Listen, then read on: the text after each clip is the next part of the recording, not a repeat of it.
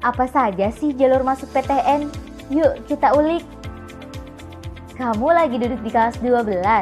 Sudah persiapkan apa saja sih untuk masuk perguruan tinggi nanti? Sudah tahu jalur apa saja yang tersedia? Nah, untuk daftar PTN, kamu perlu tahu 3 jalur yang ada, yaitu SNPTN, SBMPTN, dan Mandiri. Sudah tahu, tapi belum paham ketiga jalur masuk tersebut. Pasti kamu sudah ada yang tahu kan? Wah, berarti persiapan kamu udah lebih baik nih. Tapi buat kamu yang belum tahu, gak usah khawatir. Yuk, simak supaya gak bingung lagi. Pertama, SNPTN. Kamu cuma sering dengar, wah si A lolos SNPTN, hebat ya dia. Tapi belum tahu apa itu SNPTN.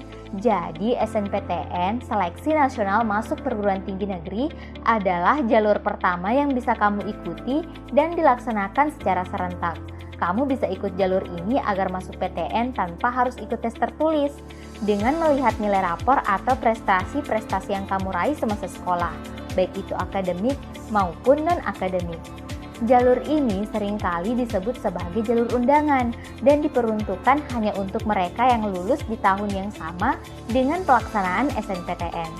Seleksi tahun sebelumnya, jumlah siswa yang mendaftar dari seluruh sekolah tidak dibatasi, dimulai pada SNPTN 2021. Penentuan kuota sudah ditentukan dengan tolak ukur akreditasi sekolah. Jadi, setiap sekolah melakukan seleksi awal untuk menentukan apakah kamu bisa mendaftar SNPTN atau tidak. Nah, untuk jurusan, kamu bisa pilih maksimal 2 program studi dari 1 PTN atau 2 PTN. Kalau kamu milih 2 program studi, berarti kamu harus memilih 1 PTN yang berada di wilayah sekolah kamu. Berbeda saat kamu pilih 1 program studi, kamu bisa bebas pilih PTN di wilayah mana saja. Jika kamu sudah diterima di PTN melalui jalur SNPTN, maka kamu tidak boleh lagi mendaftar SBMPTN. Kuota setiap tahunnya tidak menentu loh, biasanya hanya 20% dari keseluruhan kuota universitas. Kalau kamu nggak tertarik sama S1, kamu juga bisa daftar D4 di setiap politeknik negeri. Kedua, SBMPTN. Udah tahu apa itu SBMPTN? Yaitu Seleksi Jalur Masuk Perguruan Tinggi Negeri. Jalur ini mengharuskan kamu untuk mengikuti tes tertulis. Di sini kamu benar-benar dituntut berusaha belajar karena sangat banyak pesaing yang siap untuk lolos di jalur ini. SBMPTN udah nggak lihat nilai rapor kamu dan prestasi kamu saat di sekolah. Pada saat kamu mendaftar, kamu bisa langsung memilih program studi dan PTN yang kamu inginkan tanpa mengetahui jumlah skor UTB kamu. Berbeda pada saat ujian tahun 2019, kamu bisa mengikuti ujian sambil tahu berapa skor tes UTBK, baru bisa memilih program studi dan PTN.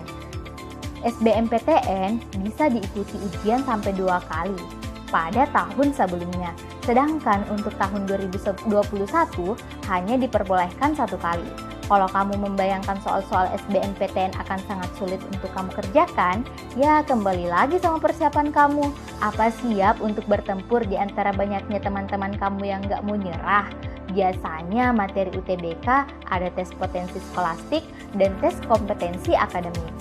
Jika SNPTN jadi punya tiket gratis, kalau SBMPTN udah nggak lagi, kamu harus bayar uang pendaftaran. Bagi kamu yang pernah gap year, tetap bisa daftar loh, karena jalur ini bisa dari 3 angkatan terakhir. Misalnya, kamu lulus tahun 2021, berarti buat kamu yang lulus sekolah pada tahun 2019 juga bisa daftar ya. Tenang saja, kamu nggak perlu panik dengan besarnya kuota yang diterima. SBMPTN biasanya menerima kuota minimum 40%. Jadi pintu buat kamu bisa lolos cukup terbuka lebar lah dibanding kuota SNPTN. Ketiga, Mandiri. Kedua jalur tadi merupakan jalur dari pemerintah. Beberapa PTN juga memiliki jalur tersendiri untuk menerima calon mahasiswa baru, seperti UTUL UGM, SIMAK UI, dan USM Unsri, dan beberapa jalur mandiri di universitas lainnya. Nah, untuk materi dan tahap-tahap ujiannya pasti berbeda-beda, tergantung dari kebijakan setiap PTN. Jika kamu menjumpai soal tertulis, itu berarti tidak berbeda jauh dengan model soal SBMPTN. Ada juga PTN yang buka jalur mandiri berdasarkan hasil nilai SBMPTN kamu yang nggak lolos saat seleksi nasional.